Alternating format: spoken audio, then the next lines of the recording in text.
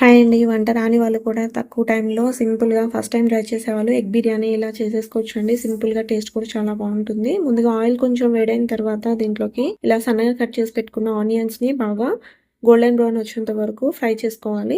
ఇలా ఫ్రై అయిన ఆనియన్స్ మొత్తాన్ని నేను ఒక ప్లేట్‌లోకి తీసి పక్కన పెట్టేసుకుంటున్నాను. ఇప్పుడు ఇదే ఆయిల్‌లోకి మనం ఫస్ట్ ఎగ్స్‌ని బాయిల్ చేసుకొని పొట్టు తీసేసి ఇలా ఘాట్లు పెట్టుకొని ఆయిల్‌లోకి వేసేసుకోవాలి.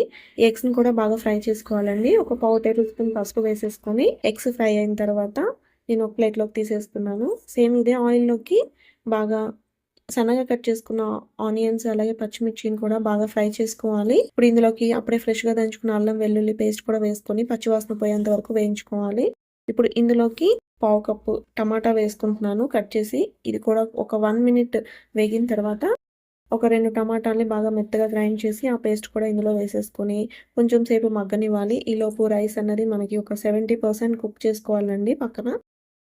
ఈ ప్లేస్‌లో మనం బాస్మతి రైస్ కూడా వేసుకోవచ్చు. ఇప్పుడు ఇదే గ్రేవీలోకి రుచికి సరిపడా ఉప్పు, కారం, ధనియాల పొడి, కొంచెం గరం మసాలా వేసుకొని ఒకసారి బాగా కలుపుకోవాలి. ఇప్పుడు ఆల్రెడీ మనం ఫ్రై చేసి పక్కన పెట్టుకున్న ఎగ్స్ కూడా ఇందులో వేసేసుకోవాలి. ఈ ఫ్లేవర్స్ మొత్తం ఎగ్స్‌కి పట్టేంత వరకు ఒక 2 మినిట్స్ కుక్ అవ్వనివ్వాలి. ఈ లోపల మనకి రైస్ కూడా నాకు 70% కుక్ అయిపోయిందండి.